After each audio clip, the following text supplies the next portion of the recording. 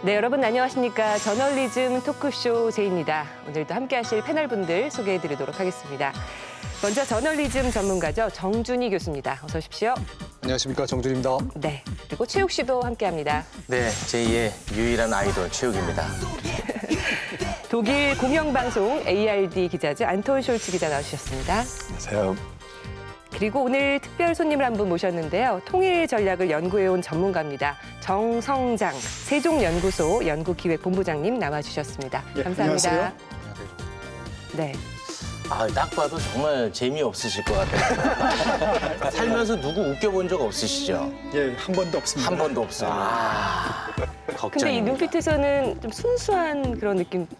사람은 좋아 보입니다만 방송에는 그런 거 의미 없습니다. 네, 오늘 아주 알찬 내용으로 최욱 씨를 잘 구슬려 가르쳐 주시고요. 주십시오. 네, 가르쳐 주시고요. 오늘 그 자리가 항상 최욱 씨 가르쳐 주는 자리. 맞습니다. 네. 지난주에 저희 방송 JTBC는 어떻게 신뢰도 1위가 됐나라는 방송을 보내드렸습니다. 방송이 나간 후에 정말 많은 반응들이 쏟아져 나왔는데요. KBS가 스스로 반성하는 태도에서 공영방송에 희망이 생긴다.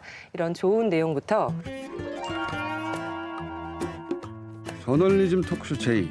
이런 프로그램이 다시 나온 정도가 아니라 완성도 대단히 높다는 것도 고맙기도 하고 자사 KBS에 대해서도 스스로 까기도 해요. 네. 우리는 왜 JTBC처럼 못하나 이런 거 최대치까지 하는구나. 네. KBS는 손석희 떠날 때를 기다리나라는 비판의 내용들까지 아주 다양한 스펙트럼의 반응을 보여주셨습니다. 저도 혼나고요. 네. 소셜 라이브를 안 봤다고 자랑스럽게 얘기해서 제가 느낀 점은 취재했을 때 질문은 이야기도 잘해야 나누고. 된다. 반성을 했습니다. 네. 어떻게들 보셨나요? 네.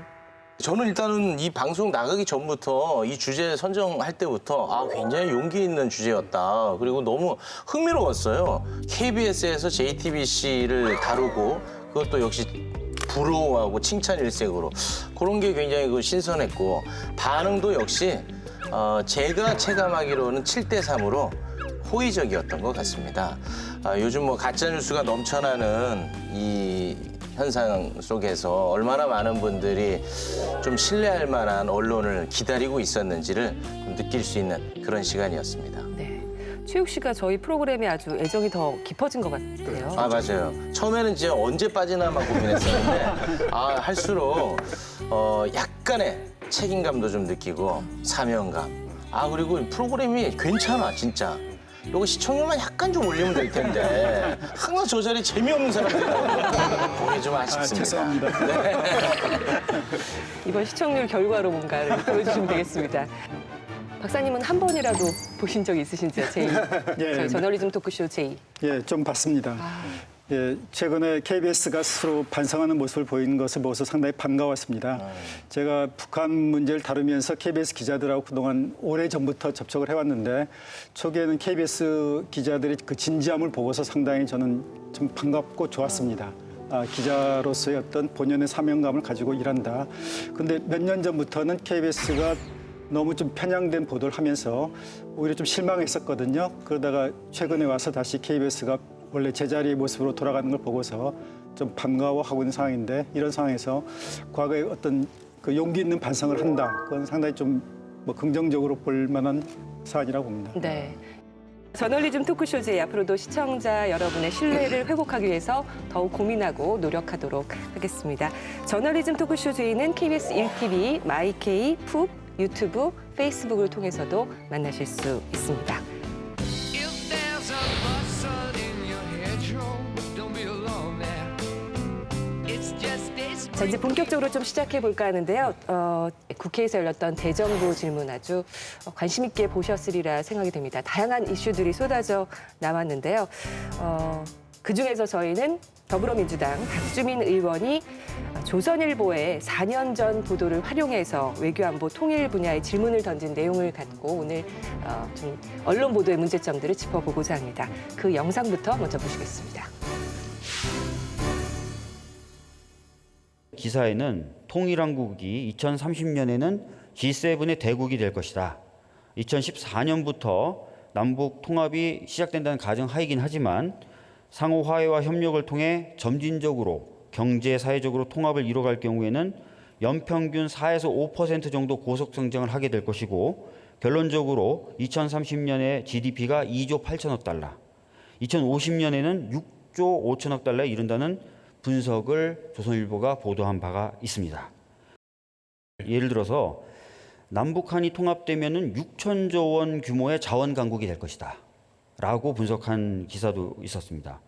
이 조선일보의 보도는 어느 정도 신빙성이 있다고 보십니까? 상당한 잠재력과 가치를 갖고 있다는 점에 대해서는 동일합니다. 신빙성이 네. 나름대로 있다 이렇게 보고 있습니다.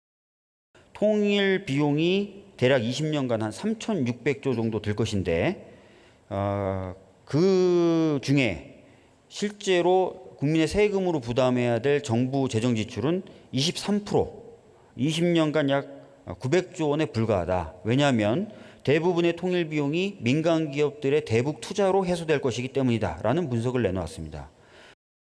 서해안의 축선의 교통망 개발에 한 16조 7천억 정도 소요될 거지만 이것이 소요되면은 향후 10년간 매년 5조 1,600억 정도의 경제적 파급 효과를 얻을 수 있다라고 분석을 하고 있습니다.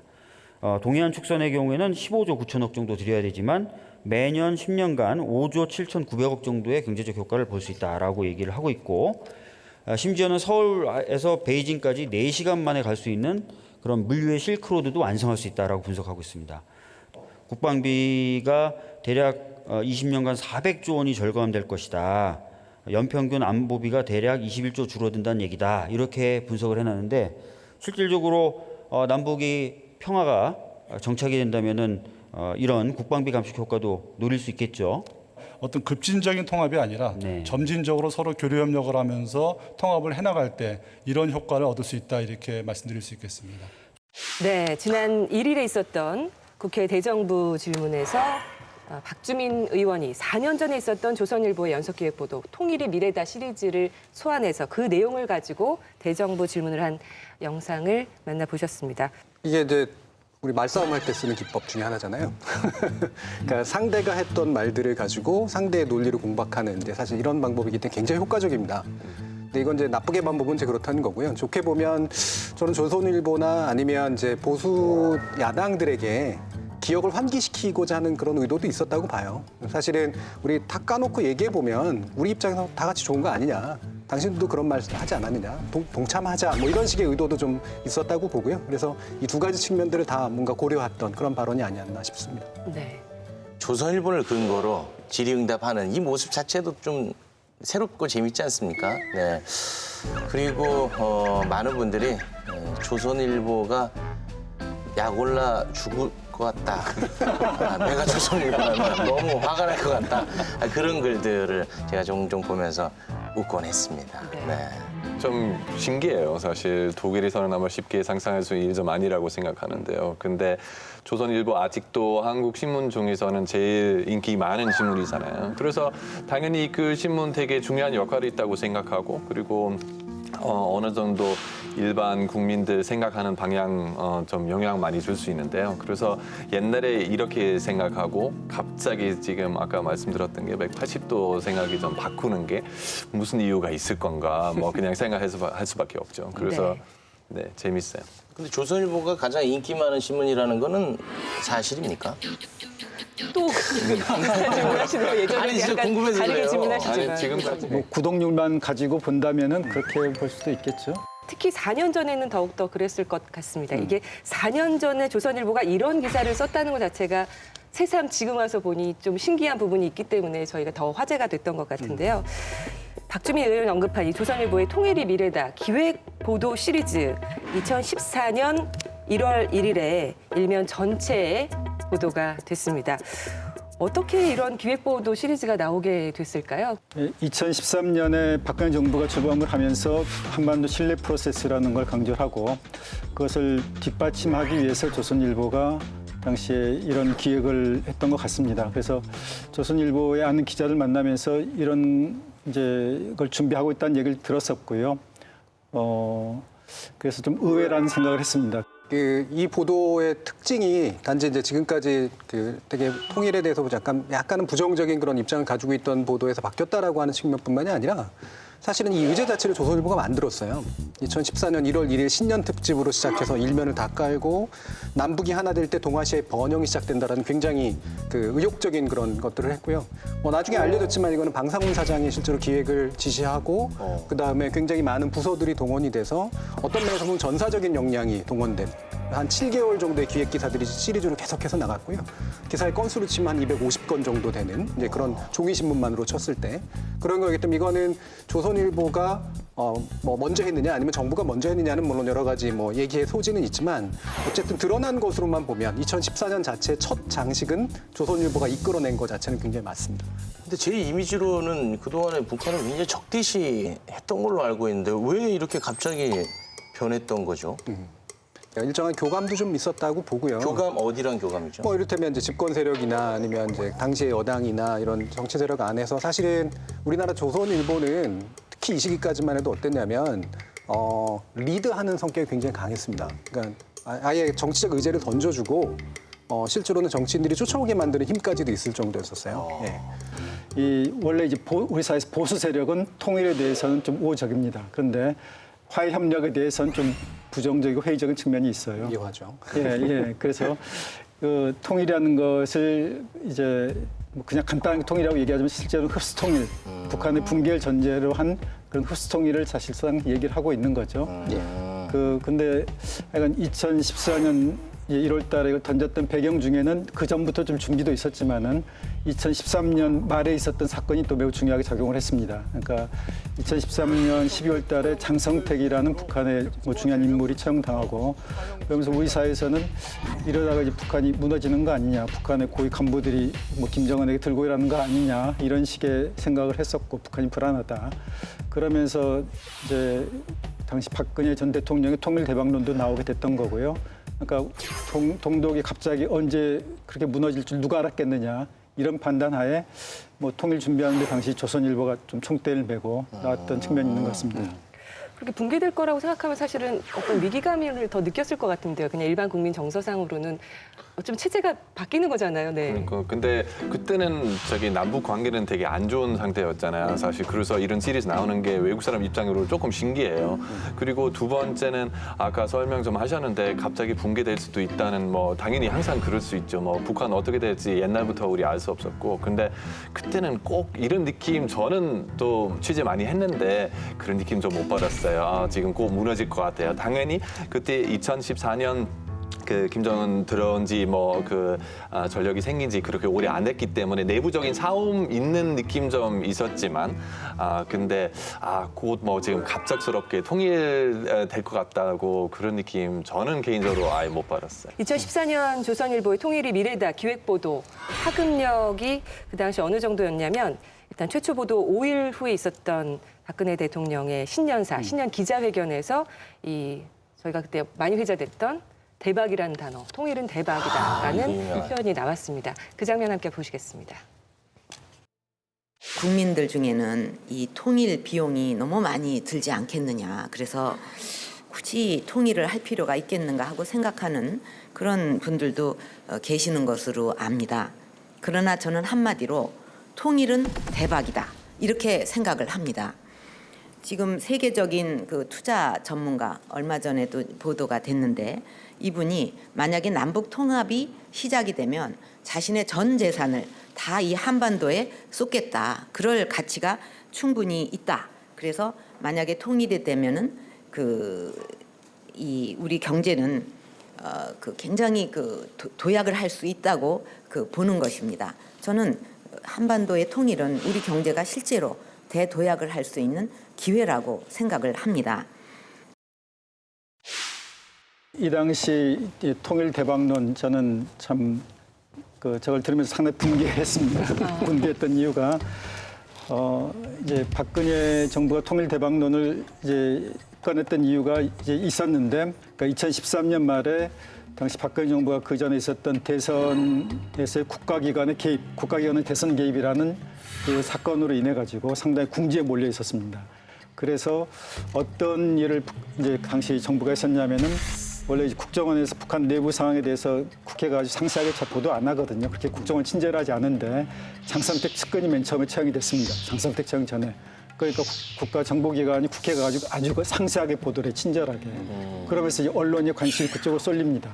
그리고 나서 이제 장성택 이제 처형이 알려지고, 그러니까 이 국가기관의 대선 개입이라는 그야말로 이 충격적인 이 심각한 위기에서 탈피하기 위해서 먼저 장성택 사건을 처형 측근 사건을 효과적으로 활용했고, 그다음에 이제 조선일보가 통일 문제를 딱 들고 나오니까 이게 좋은 호재다 해가지고 이것을 통일 대박으로 이제 연결하면서 통일 준비까지 만들었죠. 그래서 당시 그 국가기관 대선 개입에 대해서 물타기를 하고 이슈를 완전히 전환하는 데 이때 성공을 했습니다. 통일은 대박이라는 그 박근혜 전 대통령의 발언이 나오자 조선일보는 곧바로 또 이렇게 일면에다 톱기사로 그 내용을 실었습니다. 설 이산상봉이 첫 단추, 북에 손 내밀다. 그 뒤에 KBS도 뒤따라가서 이제 통일 대박론에 대해서 또 보도를 하기 시작했거든요. 이렇게 언론들이 어떻게 보면 아까 말씀해 주신 것처럼 그걸 무마하기 위해서 이 의제를 던졌다라고 보신 거잖아요. 어쨌든 1월 1일 날 조선일보가 통일이 미래다라고 기획기사 시작하고 바로 며칠 안 지나서 이제 신년사에서 이제 대통령이 밝히잖아요. 통일 대박론으로. 그러니까 사실은 다른 언론사들은 약간 소외된 느낌 들고요. 심지어는 어떠냐면 정부 내에서도 소외가 있었어요. 박근혜 정부 초대 그 통일부 장관이었던 유길재 전 장관 같은 경우에 나중에 이제 그 보도에서 무슨 얘기를 하냐면 자기도 처음 들었다는 얘기를 했어요. 그러니까 이 정책을 담당하는 장관 자체가 대통령이 신년사에서 이 얘기를 할 거라는 얘기를 처음 들었다는 거예요. 그거는 내부 안에서도 조율이 잘 안 이루어져 있던 상태라는 거죠. 물론 이제 조선일보와 박근혜 정부 상층부만이 뭔가 있었다라고 뭐 얘기하기에는 뭐 증거가 있는 건 아니기 때문에 뭐라고 할 수는 없지만 적어도 일단 어느 정도의 교감이 서로 간에 영향이 좀 있었다고 볼 수 있고요. 그 뒤로 이제 따라가기 보도가들이 나오는데 대표적으로 KBS가 이제 기획 기사를 내고 통일 문제를 아주 새롭게 조명하기 시작을 합니다. 인식 조사까지 해가지고 이게 긍정적이다라고 하는 그런 국민들의 답 같은 것들을 많이 이끌어내는 이제 그런 방식으로 가는데 사실 KBS의 이 뒤따라기 보도는 제가 볼 때는 좀 내용이나 준비의 정도나 이게 조선일보도 훨씬 떨어졌습니다. 보도의 질도 떨어졌어요. 아유, KBS 정말 섭섭합니다. 지금부터 좀 집중적으로 2014년의 조선일보의 시각과 2018년의 현재의 보도 태도에 대해서 좀 비교를 해보도록 하겠습니다. 먼저 제목부터 좀 나열을 해보면요. 2014년에는 남북 하나 될 때 동아시아 번영의 미래 열린다. 통일한국 20년간 경제 혜택만 6,300조, 통일 이익은 영원, 통일한국 안보비 연 21조 줄어든다. 뭐 이런 표현을 썼습니다. 그런데 2018년으로 가면은 현재에서는 김정은 핵 없는 한마디에 공중정찰, 해상훈련 포기, 국민 생명커녕 국군 목숨도 못 지키게 됐다. 부근 고도의 철도 현대화 요구하는데 고속철 건설 때는 56조가 든다. 이런 식으로 그때와는 전혀 다른, 물론 약간 이제 경제적인 내용들이 많이 빠져 있긴 하지만, 네, 그때와는 굉장히 다른 시각을 보여주고 있습니다. 이렇게 보면 이제 4년 사이에 기자들이 싹 바뀌었나 뭐 그런 생각이 들 정도로 너무나 좀 판이하네요. 좀 민망하기도 하고 어떻게 이렇게 생각이 바뀔 수 있을까 좀 의아스럽습니다. 뭐 당연히 사람들도 마음이 바뀔 수 있잖아요. 작년은 뭐 그 예를 들어서 트럼프 대통령 그 김정은 위원장에 대해서 뭐 리틀 로켓맨 그냥 불렀어요. 요새는 말씀 들어보면 둘이 거의 연애하는 사귀는 것 같아요. 뭐 그래서 사람들 뭐 4년뿐만 아니라 1년 이내도 마음 많이 바뀔 수 있는 게 사실이지만 근데 여기는 조금 많이 티난다고 생각해요. 그래서 확실하게 무슨 아젠다가 있는 것 같아요. 그래서 네, 이 타이틀만 보면은 2014년은 조, 2018년은 울. 조울증 좀 들기도 하네요. 네. 세게 나가시는데요. 구체적으로 좀 들어가 보면 예를 들면 저는 이 부분이 되게 이제 아까도 잠깐 얘기했지만 이제 2014년에 항만철도의 메카를 구성할 수 있다. 철도 연결하면. 지금 문재인 정부에서 얘기하는 동쪽, 서쪽, 그다음에 중간을 연결하는 어떤 새로운 경제구역을 만들자라고 하는 거 거의 비슷한 그런 아이템입니다. 그런데 이제 2018년에 현재에는 야당 의원이 사실은 대충 산출한 그런 비용 가지고 철도 연결하는 데만 43조가 들어간다. 라면서 이거를 상당히 좀 부정적으로 보도하는 건 실제로 대단히 자가장착적인 그런 거라고 얘기할 수밖에 없는 것 같아요. 그리고 또 한 가지는 이제 그 북한 핵을 바라보는 문제도 좀 달라요. 예를 들면 2014년에는 영변 핵 폐기를 하는 것은 국제협상의 첫걸음이니까 나와라라고 얘기를 하지만 2018년 현재 시점에서는 영변 핵 사실을 폐기하겠다고 하는데 이거는 뭐 고철을 폐기하겠다는 거냐? 의미 없다. 이런 식으로 얘기하거든요. 그럼 제가 유일하게 좀 짐작할 수 있는 건 뭐냐면 지난 4년 동안 영변액이 고철이 된 건가? 그렇게 그러니까요. 빨리? 네. 이런 정도의 의식 빼고는 사실 굉장히 자가당착적이라고 얘기할 수밖에 없는 그런 측면인 거죠. 그러니까 영변 핵셀 폐기와 관련해 가지고 북한 핵 문제에 대한 최고 권위자라고 할 수 있는 그 해커 박사 같은 경우에 이건 상당히 의미 있는 진전이라고 평가를 하고 있습니다. 그러니까 뭐 본인이 2010년인가 북한을 방문했을 때 그쪽에 있는 핵과학자, 기술자, 고위 책임자한테 그 영변 핵설이 뭐 고철이라는 그 쓸모없는 것이라는 얘기가 있는데 어떻게 생각하냐고 물었더니 2003년에도 이제 자기네들이 그런 얘기를 들었다. 그러나 이제 2003년에도. 예, 그런 얘기 들었지만은 전혀 문제 없이 가동할 수 있고 그리고 또 그 다음에 또 가동됐고요. 예, 그래서 그리고 지금도 또 여전히 물론 이제 노후화된 건 맞지만 여전히 가치가 있다라고 그렇게 설명을 하고 있고요. 북한도 영변 핵설은 이제 자신의 핵 프로그램의 심장부다 이렇게 표현하고 있습니다. 그러니까 자꾸 이제 이 어떤 뭐랄까 현실 냉정하게 바라보지 않고 이제 북한이 제안에 대해서 무조건 의도적으로 안 보려고 하고 무시하려고 하는 그런 거는 이제 이성적인 태도는 아니라고 봅니다. 뭐 4년 전 기사를 비교해서 좀 논조가 바뀐 거에 대한 이야기를 나누고 계신데 4년 사이에 또 언론사 지형도 많이 변할 수 있는 일 아니겠습니까? 그거는 문제가 아닙니다. 이틀 사이에 완전 논조가 바뀐 게 있어요. 아, 이거는 정말 민망해가지고 이불 속에 들어가서 기사를 좀 봐야 됩니다. 9.19 평양 공동선언이 있지 않았습니까? 그 전후로 논조가 완전히 또 바뀌는데요. 9월 18일 일면 기사인데 한 번도 듣지 못한 김정은의 비핵화 육성, 이번엔 들을 수 있을까?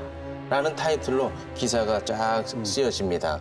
그러니까 여기서 이제 핵심은 적어도 김정은의 육성으로 비핵화 의지를 표명해야 된다. 이걸 꼭 들어야 된다. 이게 중요한 문제다라고 이제 기사를 썼던 거고요. 정확하게 이틀 후입니다. 근데 그 사이에 이제 육성으로 듣게 되지 않습니까? 지금 9월 20일에 타이틀로 북핵 폐기 실질 진전 뭐가 있나? 라는 기사인데 그 처음 기사 도입에는 김정은 육성으로 들을 수 있어서 요건 또 의미가 있다라고 얘기를 합니다. 뒤로 갈수록 이거는 뭐 큰 의미 없었다. 실질적인 진전이 전혀 없었다라면서 끝맺음을 하거든요. 이틀 사이에 완전히 변한 논조. 아주 좀 민망하게 느껴지네요. 이게 말이라고 하는 게 여러 의미가 있어서 예를 들면 이틀 전에 한 거는 비핵화 육성이라고 하는 말이 입으로 얘기한다라는 뜻도 있지만 실제로 비핵화 리스트를 내거나 그러니까 핵 리스트 신고 뭐 하고 이걸 다 해라고 하는 그런 이야기일 수도 있어요. 아니 그런 얘기 기사 보면은 그런 얘기 앞에 있습니다. 예. 그러고 나서 적어도 김정은의 목소리라도 들으면 된다 이렇게 써 있어요. 그렇죠. 예. 네. 그게 이제 뭐냐면 약간 피해가는 구멍이거든요. 그래서 예를 들면 핵 없는이라는 한마디 공중정찰 해상훈련 포기 이제 이런 식으로 하니까 이거는 실제로 육성이 나왔는데 핵 없는이라고 하는 육성을 말한 것처럼 했는데 왜 말을 또 바꾸냐 이렇게 얘기할 수밖에 없는 측면들이 분명히 있잖아요. 최혁실 지적처럼. 근데 이제 그 얘기는 그럴 거라. 우리가 원래 하고자 했던 얘기는 사실은 이런 공허한 어떤 다짐이 아니라 실질적인 어떤 진전이야. 그게 안 됐잖아라는 식으로 이제 슬쩍 바꾸고 있는 거죠. 제 생각에는 여기는 조선일보는 통일 꼭 반대하는 게 아닌 것 같아요. 오히려는 그냥 지금 여당 그냥 반대하고 싶어요. 그래서 무조건 그냥 나쁜 거에 대해서만 집중하고 그래서 그 좋은 결과 우리 요새는 좋은 결과 많이 볼 수 있잖아요. 거의 매일매일 작은 걸음 있어요. 앞으로 뭐 통일 방향으로 그거는 뭐 거의 다 무시하는 것 같아요. 우리 사회에서 이제 정부가 바뀔 때마다 언론도 좀 너무 편향적으로 좀 대응을 하는 거 아닌가. 그러니까 최근에 있었던 남북한 간의 주요한 합의를 만약 보수 정부가 했다면은 조선일보 같은 경우에는 이걸 뭐 어떤 굉장히 큰 성과로서 이제 설명을 하고 뭐 소개를 했을 텐데 좀 다소 진보적인 성향 정부가 이런 이제 합의를 하니까 거기에 대해서 좀 냉소적으로 또 비판적으로 대응하는 거 아닌가. 그래서 언론도 좀 일관성 있는 기준을 가지고 이제 좀 정부 정책에 대해서 평가하고 또 남북 관계에 대해서도 이야기하는 게 필요하지 않는가 하는 생각을 합니다.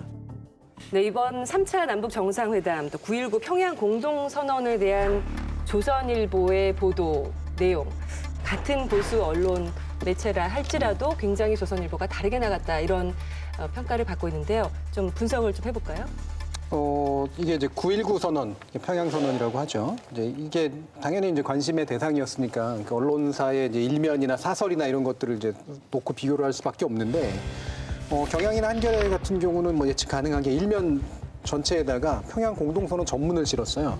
뭐 나름의 선택이었다고 보고요. 근데 중앙이나 동아 같은 경우에는 저는 뭐 이 정도가 합리적인로 예측 가능한 반응이었다고 보는데 이제 상응 조치를 미국이 하면 영변 핵시설을 폐기하겠다라고 하는 정도의 내용, 약간은 중립적으로 보도를 한 거죠. 그러니까 객관성을 위주로.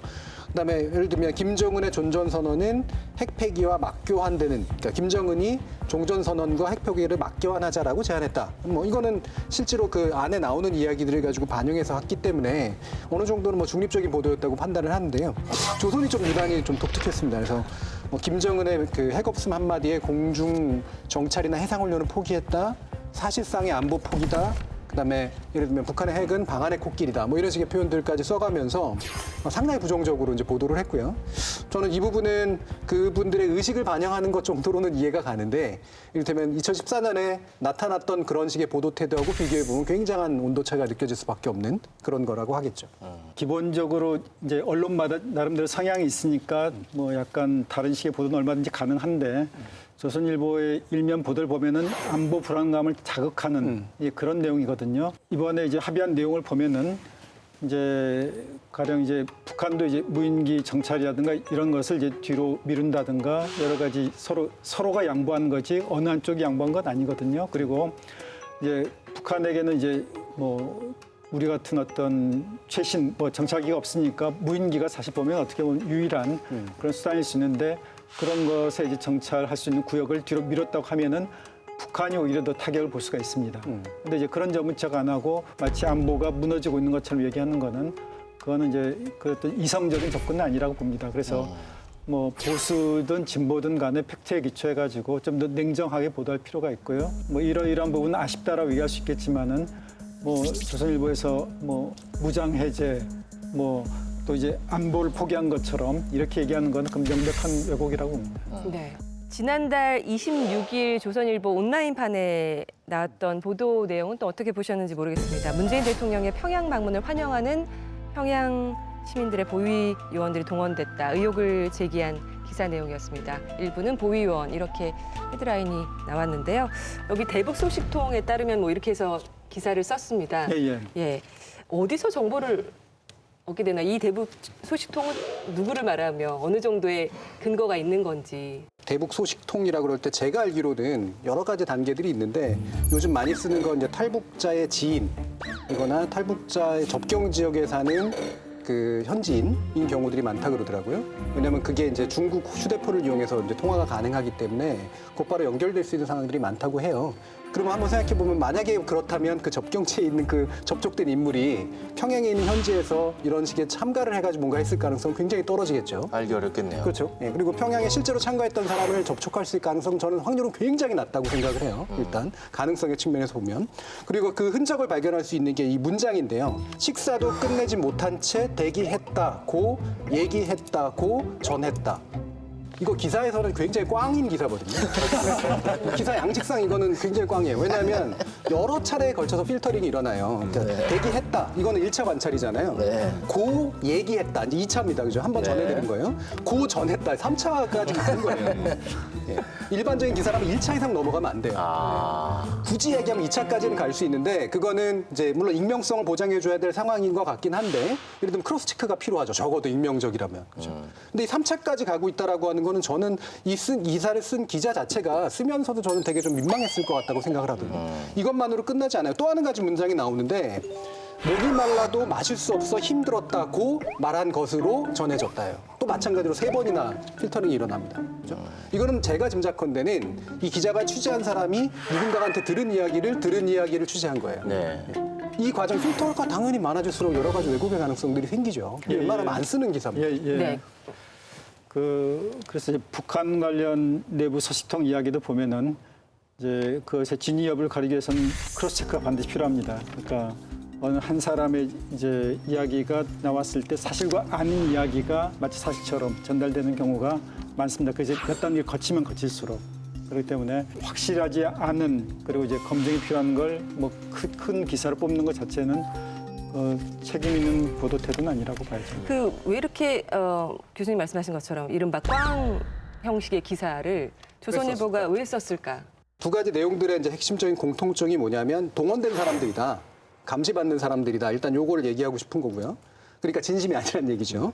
근데 또 한 가지는 뭐냐면 우리가 흔히 보수 언론들이 이제 북한을 다룰 때 나오는 게 이제 북한 인권론이에요. 네. 그러니까 동원해서 이 사람들이 굉장히 힘든데도 불구하고 이렇게 고생시켰다라는 얘기를 하고 싶은 거죠. 따뜻해. 예. 근데 저는 북한 인권 문제를 물론 다루는 건 필요하나 지금 같은 국면에서 이 문제를 다룰 만큼의 뉴스 가치가 있는가? 저는 제 관점에서 보면 이건 뉴스 가치가 없는 기사라고 생각을 해요. 저는 이걸 보면서 딱 그게 떠올랐어요. 이 북한의 인권에 대해서 이렇게 따뜻하고 관심이 많은데 엊그저께 국군의 날 행사 때 그러니까요. 네. 그때 그 시가지 열병식 안 했다고 얼마나 또 화를 냈습니까? 근데 그 군인들은 하루 이틀 뭐 이런 게 아니에요. 3월부터 준비해야 됩니다. 얼마나 힘든지는 몰라요. 또 거기에 대해서는 오히려 다른 이야기를 내는 거. 이런 다른 잣대. 이게 아주 속상합니다. 최욱 씨 얘기가 참 맞는 게 저희가 계속 주장하는 거잖아요. 그러니까 견해를 갖는 게 잘못된 게 아니다. 네. 견해를 상황에 따라 바꾸지 말라는 거예요. 그렇죠. 왜 이중잣대를 쓰냐는 거죠. 인권 문제는 사실 전통적으로 진보 쪽이 많이 가져가는 그런 이슈입니다. 네. 보수 쪽은 인권 문제는 사실 그렇게까지 많이 안 다뤄요. 근데 예를 들어 유독 북한 문제에 있어서만큼 인권 문제를 굉장히 민감하거든요. 우리가 감수성이라고 얘기를 하는데 왜 이런 상황들이 나타나느냐 이거죠. 옛날에 2014년 때 박근혜 전 대통령 드레스덴 그 통일구상 연설에 대해서 조선일보나 이런 보수 언론이 보여줬던 보도 태도는 굉장히 극명하게 지금과 달랐습니다. 지금 보시는 이 화면인데요. 드레스덴 통일구상 발표, 남북교류사무소 설치, 북한 지하자원 개발에 한국 참여 허용을 제의했다. 이런 내용이었고 박근혜 전 대통령의 약간의 눈물을 글썽이는 사진이 들어가 있습니다. 50년 전 어머니처럼 독일에서 흘린 대통령의 눈물이라는 사진과 함께 기사를 냈습니다. 이 선언의 내용을 보면은 북한의 주민들이 여전히 헐벗고 있고 뭐 그다음에 이제 고아들이 뭐 헤매고 있고 이런 식의 상당히 부정적인 그런 평가를 내리고 있거든요. 당시 드레스덴 선언에 대해서 북한은 굉장히 반발했습니다. 왜 그러냐면은 김정은 위원장 집권 이후에 북한의 내부 사정은 그렇게 많이 달라졌음에도 불구하고 이제 박근혜 대통령 당시 연설을 보면 변화된 현실 전혀 인지하지 못하고 얘기를 하고 있거든요. 그리고 이 당시에 뭐 경제 공동체 얘기를 한다 하더라도 그럼 경제 공동체 하려면 같이 대화를 통해서 뭔가 이제 그걸 협의를 해야 되는데 북한에 대한 어떤 당국 간 대화가 전혀 없습니다. 근데 그럼에도 불구하고 그러니까 이런 제안을 무조건적으로 지지하고 이제 이런 것도 그러니까 상당히 좀 당파적인 태도라고 할 수가 있는 거죠. 그러니까 정말 이제 진짜 언론이라면은 이 대통령 발표에 대해서 이게 과연 얼마나 현실성 있는가를 짚어보면서 이제 보도를 했어야 되는데 그런 어떤 책임감 있는 태도가 전혀 당시에 또 없었다고 볼 수 있습니다. 특히 사진의 배치라든가 이런 것들을 보면 50년 전 어머니라는 표현이라든가 이런 것들은 굉장히 긍정 감성을 만드는 이제 그런 태도고 최근에 보여주고 있는 이렇게 냉정한 것을 넘어서서 대단히 부정적일 정도의 것하고 너무나 온도 차이가 되게 심한 거라 사실은 원래 기획 시리즈를 만들었던 조선일보의 태도 자체하고 비춰봐도 좀 약간은 좀 너무 나간 그런 식의 보도였다라고 저는 판단을 합니다. 그 언론이 물론 다 그러니까 특히 신문 같은 경우에 사장이 있고 사주가 있고 그렇기 때문에 뭐 나름대로 이제 추구하는 가치가 있고 그렇다고는 하지만은 적어도 그 지나치게 어떤 뭐랄까 정치적인 어떤 기사를 쓰는 거는 그거는 좀 곤란하다고 봅니다. 그러니까 어느 정도 객관성을 유지하면서 이제 자신의 어떤 이념 지형에 따라 기사를 써야지 그게 성숙된 언론의 모습이라고 보고요. 그래서 서구 국가들 보면은 우리나라에서처럼 뭐 독일에서도 이제 오셨지만은 그렇게 이제 언론이 극단적으로 갈라져 쓰지 않습니다. 특히 주류 언론, 뭐 소수 언론이야 뭐 어쩔 수 없다 하더라도 주류 언론 같은 경우에는 상당히 좀 차분하게 냉정하게 이제 그 보도를 하면서 자신의 컬러를 드러내는데 우리는 그 컬러가 너무 앞서는 경향이 있습니다. 특히 조선일보 같은 경우는 좀 지나치게 안보를 가지고 이제 감정에 호소하는 이성이 아니라 감정에 호소하는 게 좀 너무 심하다 그렇게 봅니다. 또 한 가지 얘기를 하면 이제 우리 달라진 지점을 또 얘기를 해야 되잖아요. 여기 민생 인프라 구축, 인도적 문제 해결, 동질성 회복 맥락만 떼어놓고 보면 되게 훌륭한 제안이에요. 그리고 지금 제한되고 있는 거와 거의 유사해요. 예. 그럼 우리가 그 다음은 맥락을 판단을 해야 되잖아요. 당시에 그게 가능했나? 지금 그게 가능한가? 이게 이제 언론들이 판단해 줘야 될 영역인데 당시에는 사실은 아무리 봐도 객관적으로 남북 관계가 굉장히 안 좋았던 상태였기 때문에 이건 그냥 던져버린 것이지 실제로 실현 가능성이 굉장히 떨어졌어요. 근데 의지도 없었고. 의지도 없었고요. 예. 예. 근데 동일한 내용인 지금 같은 경우는 그나마라도 어쨌든 남북화의 무드가 있고 나중에 어떻게 될지는 모르겠지만 그래도 그게 가능성이 조금이라도 높아지는 상황인 거는 맞거든요.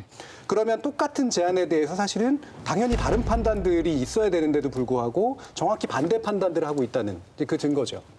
그러니까 이번 조선일보의 태도가 문제가 되는 거는 이제 평양 정상회담에서의 합의 중에 뭐 긍정적인 점도 있고 부정적인 뭐 부분도 있을 거 아닙니까? 한계도 있을 수 있는데 근데 이걸 뭐 전면 부정하는 식으로 끌고 가는 거는 그건 이제 좀 이성적인 태도는 아니죠. 그러니까 이러한 점은 성과인데 이러한 점은 아쉬웠다. 이렇게 이제 뭐 갈 수 있고 그래서 아쉬운 점을 좀 더 얘기할 수 있지만 전면 부정한 식으로 이제 건건마다 이렇게.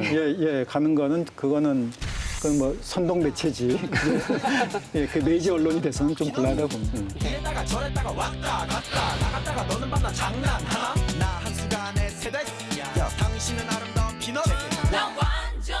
아, 4년 전 조선일보의 통일이 미래다 기획 보도가 이번 박주민 의원을 통해서 재소환되면서 또 다른 논란이 불거지고 있는 점이 있는데요. 조선일보가 2014년 첫 신년 기획 보도 이후에 다음해 5월에 통일과 나눔이라는 기부금 모금 단체를 설립을 했습니다. 현재까지 170만 명이 약 3천억 원의 기부금 약정을 한 것으로 알려져 있습니다. KBS 송수진 기자와 함께 자세한 내용 알아보도록 하겠습니다. 안녕하세요. 안녕하세요. 네. 통일과 나눔재단, 일단 어떤 목적으로 설립된 단체인가요? 조선일보가 통일은 미래다라는 기획 시리즈를 시작한 것은 지난 2014년 1월부터였는데요. 1년 후쯤인 2015년 5월에 통일과 나눔 재단이라는 곳이 만들어집니다. 당시 그 안병훈 이사장이 이 재단의 초대 이사장으로 이제 부임을 하게 되고 지금까지도 이사장인데 이분이 조선일보 기자 출신이고 또 국장까지 지낸 분입니다. 그리고 안병훈 이사장은 박근혜 전 대통령의 어떤 지지 그룹이라고 할 수 있는 이 7인회의 그 한 멤버기도 하고요. 지금 재단 사무실이 조선일보 광화문 사옥에 있거든요.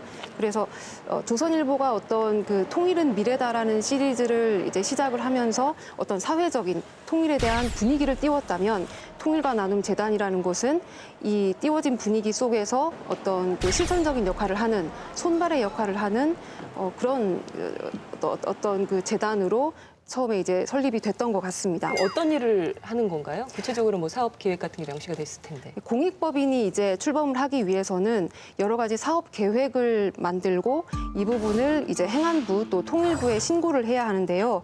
저희가 한번 확인을 해봤습니다. 북한 어린이 돕기 대북 보건의료 지원을 보면 대북 직접 지원 사업이 이 재단의 핵심 이제 목적 사업이라고 할 수 있는 겁니다.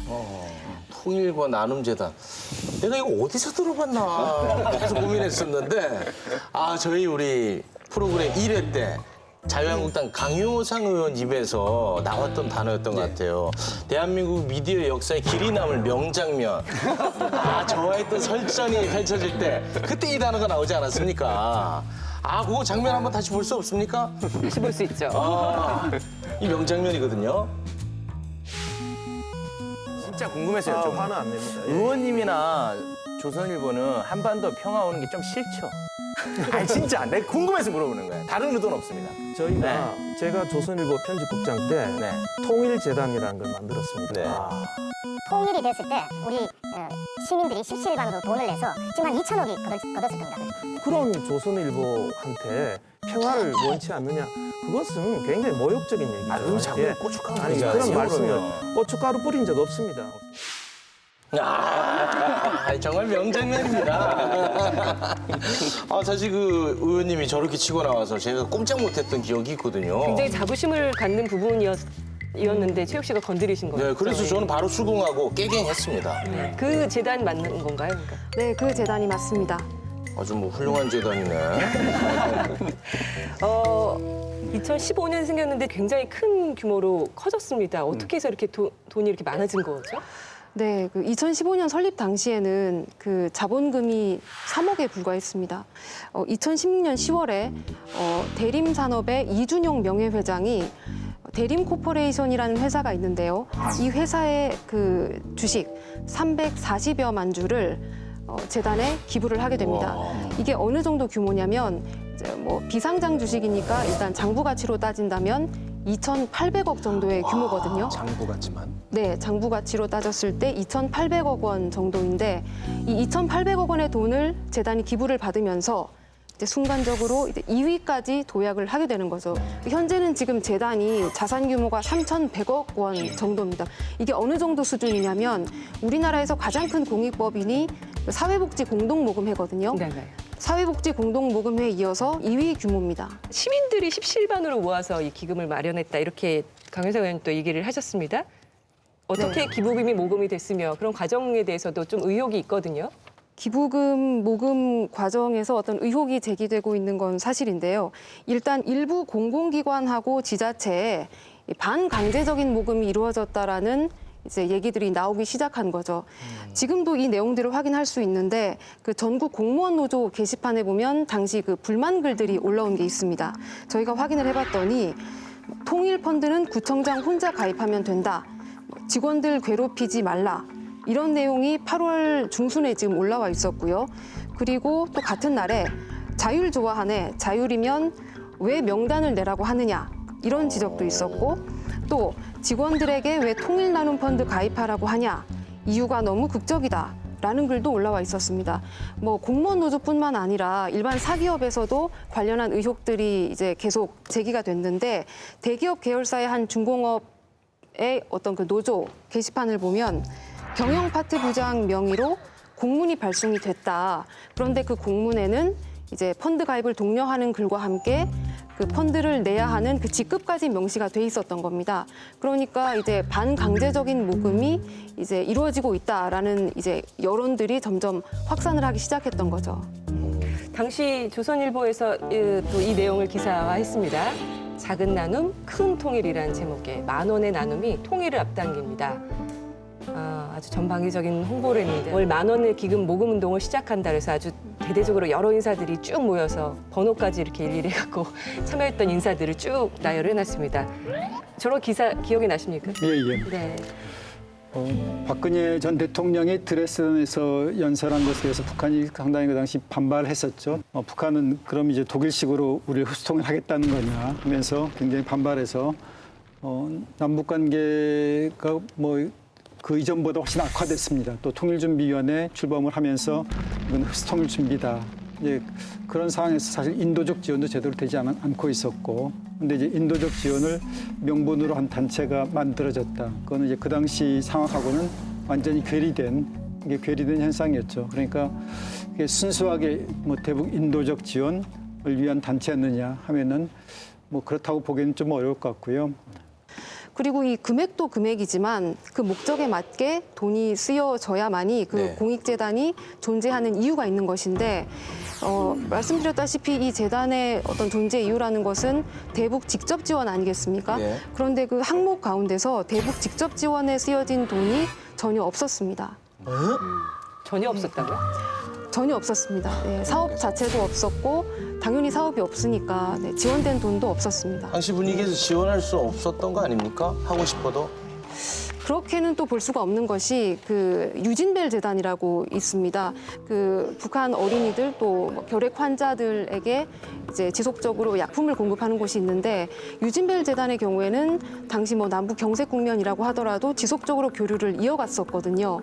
그리고 민간 지원을 포함해서 박근혜 정부 시절에 661억 정도의 이제 대북 지원이 또 이루어진 것도 사실입니다. 이 통일과 나눔 재단이라는 곳이 정말 그 설립 목적대로 대북 직접 지원을 위해서 만들어진 곳이라면 왜 어떤 대북 직접 지원을 위한 사업들을 하지 않았는가 그 부분에 대해서는 이제 충분히 의문이 제기가 되는 부분이고요. 그리고 지난해 6월쯤이죠. 그때 그 민간 방북 허가가 났었습니다. 사실 통일과 나눔 재단 입장에서는 이제 대북 지원 사업을 이제 직접 못하고 있었으니까 정권이 바뀐 다음에 이제 우리가 뭐 바로 이제 사업을 시작해야겠다라고 생각을 하고 지난해 바로 방북 신청을 해줄 수도 있었겠죠. 사실 그렇게 하는 게 당연한 정상이고요. 수순으로 그런데 저희가 확인을 해보니까 지난해뿐만 아니라 2015년 설립 이후부터 최근까지도 단 한 차례도 이제 방북 신청을 하지 않은 것으로 확인이 됐습니다. 야, 이거 이상하네. 그 어떻게 된 거지? 그럼 많은 돈 그거 어디다 씁니까, 그거? 저는 그 홈페이지 한번 들어가는데 영문 페이지도 있거든요, 사실. 그래서 영문 페이지 들어가면 깔끔하게 다 만들었는데요. 그래서 다 거기 서 있는데요. 그래서 뭐 아동 도와줄 건데, 그리고 뭐 부모들한테 도와주고, 뭐 의학적인 도움이 좀 하고, 뭐 이렇게 하는데요. 근데 재미있는 게 영어로 보면 항상 살짝 할 예정 아니면 할 거예요. 약간 이렇게 서 있거든요. 지금 한다고 하는 게 아니고, 근데 바로 옆에는 지금 바로 돈 입금해 주세요. 그래서 정확하게 보지 않으면 지금 이런 활동 다 하는 것 같다고 이런 느낌 좀 받을 수 있는데, 근데 정확하게 문법 보면 뭐 지금 한다고 말하는 게 아니고 앞으로 하려고 약간 이렇게도 이해할 수 있거든요. 그래서 되게 좀 이상한 느낌 좀 그러니까 받았어요. 언제 하냐고, 언제. 노력하겠습니다. 언제 지원하겠습니다. 뭐 도대체 하겠습니다로만 시작하려고. 돼 있는. 네. 앞으로 남북 관계 개선이 되면 할 수도 있는데, 근데 남북 기회가 관계 있었어도 지금 안 개선되는 한 거 아니에요? 그때? 그렇죠. 기회가 있었어도 하는 거고. 그러니까 정말 이제 순수하게 대북 지원을 위해서 만들었으면은 이 모아진 돈 가지고 직접 이 재단이 못 한다더라 제3국에 있는 그러니까 독일이라든가 유럽에 있는 그런 이제 NGO를 통해서 지원을 할 수가 있는 거죠. 근데 그것조차 안 했다면은 사실상 그 내세운 목적이라는 거는 그건 다시 명분이었다. 그렇게 봐야 되는 거죠. 저희가 그 회계 장부를 봤더니 제3국 기관에 지원을 한 내역은 있긴 했습니다. 있었어. 최우 씨 끝까지 들어보셔야 됩니다. 있었어. 제3국 단체 지원을 하긴 했으나 그 단체들이 미국의 CSIS 그런 각종 이제 싱크탱크들, 학술단체, 연구지원단체 그런 데 집중이 돼 있더라고요. 역시 뭐 직접 지원을 할 수 있는 곳은 제3국 기관이라고 해도 한 곳도 없었던 것으로 저희가 확인했습니다. 그러니까 뭔가 그동안에 활동은 하긴 했을 거 아닙니까? 그거 좀 알려주세요, 괜히. 이렇게 나쁘게만 그게 얘기하지 다예요? 마시고. 그게 다였어요? 지난해 이제 순수 사업에 쓴 비용은 이제 15억 정도였고요. 2016년에는 이제 9억 정도였습니다. 이 어떤 사업에 썼는지를 저희가 또 공시 자료를 통해서 확인을 한번 해보니까 주로 탈북민 지원 사업이 많았고요. 탈북민 지원 사업. 네, 지난해 같은 경우에 전체 44건의 그 사업 가운데서 14건이 이제 탈북민 지원 사업이었습니다. 그리고 통일 공감대를 좀 이제 확산하기 위해서 통일 뮤직비디오 제작도 있었고, 통일을 염원하면서 등산도 하셨었고, DMZ도 한번 걸으셨고, 그런 여러 가지 활동들을 일단 한 것으로 장부상에는 나와 있습니다. 집행 규모가 매우 적고 그것도 우선순위가 굉장히 떨어지는 목적에 쓴 그런 거잖아요. 좋은 취지로 이제 건강하지 않은 잘 것 쓰는 같은데. 거에 저희가 집중할 수 있게 모든 사람이 감시해서 실행되는지를 그렇죠. 이번 기회를 통해서 보여드리면 되는 것일 텐데 그래도 관계자는 만나고 오셨는지 좀 궁금합니다. 네, 그 통일과 나눔 재단 관계자에게 이제 지금 제기되고 있는 여러 의혹들에 대한 입장을 한번 물어봤는데요. 이제 첫 번째로 관제 펀드 논란이 있었지 않습니까? 이 부분에 대해서는 재단은 강제 모금을 실시하거나 요청한 적이 없으며 강제 모금이라는 것은 수용하기 어려운 표현이다. 라고 얘기를 했습니다. 또 일부 기업 및 공공기관 등에서 모금 참여를 강하게 요청한 것으로 알고 있기는 하다라고 얘기를 했고요. 두 번째로 그 재단이 당초 설립 취지와는 다르게 운영되는 것이 아니냐라는 지적에 대해서는 대한민국에 등록된 비영리 단체 가운데 북한을 대상으로 직접적으로 사업을 하고 있는 곳은 손에 꼽습니다. 그런데 북한의 핵 개발로 인해서 국제 제재가 너무 큽니다. 그래서 저희 재단은 대북 사업을 큰 그림을 갖고 접근하려고 합니다. 이렇게 말씀을 하셨는데요. 그렇지만 이제 저희가 그 간과해서는 안 되는 사실이 대북 인도적 지원은 결의에서 이제 제외되는 것이거든요. 대북 제재가 얼마든지 있다고 하더라도 지원 사업은 인도적 목적이라면 할 수 있는 겁니다. 그래서 이런 해명이 석연치 않게 느껴지는 그러네요. 부분은 사실이고요. 네. 또 중요하게 저희가 봐야 되는 것이 수익이거든요. 왜냐하면 이제 지분을 보유하고 있기 때문에 배당 수익이 발생을 한단 말입니다. 배당 수익이 지난해에 60억에 이르렀습니다. 굉장한 규모죠. 그러니까 주식을 기부한 거니까 그 주식에 주식에 나오는 대한 배당이 배당. 고루 수입으로 잡히는 거죠. 이 재단의 수입으로 잡히는 거겠죠. 와, 점점 커지네요. 대림 코퍼레이션이라는 회사가 사실상 대림그룹의 지주회사격이기 때문에 수익은 앞으로도 안정적으로 날 것이고 배당 수익도 아마 이제 60억 정도가 매년 발생을 할 가능성이 높습니다. 그렇다면 내년에도 배당 수익은 60억이 발생하겠죠. 지난해 것 또 내년 것 합하면 이미 지금 120억이 쌓이는 거거든요. 거기다가 저희가 회계장부를 확인을 해보니까 현금성 자산이 이미 250억 원 정도가 있었습니다. 60억이나 되는 돈이 배당으로 쏟아진다라고 하는 건 일반적인 재단에서는 진짜로 상상할 수 없는 수익이에요. 그러면 그거를 공익 목적의 법인이라면 얻어진 수익을 유보해 놓거나 뭔가 쌓아 놓거나 이것도 사실은 되게 안 좋은 일이에요. 왜냐하면 목적에 따라 반드시 집행하도록 돼 있는 거거든요. 그렇겠죠. 근데 그 집행하지 않은 이유가 불명확하잖아요. 그 부분에 대해서 문제 제기는 할 필요 있는 거죠. 재단의 활동이 어떻게 보면 정권에 따라 뭐 달라지지 않기를 제대로 활용이 되고 기부금이 집행이 되기를 바라는 마음으로 이 정도로 이 이야기는 마무리하도록 하겠습니다. 정성장 박사님 함께하셨습니다. 오늘 고맙습니다. 예, 감사합니다.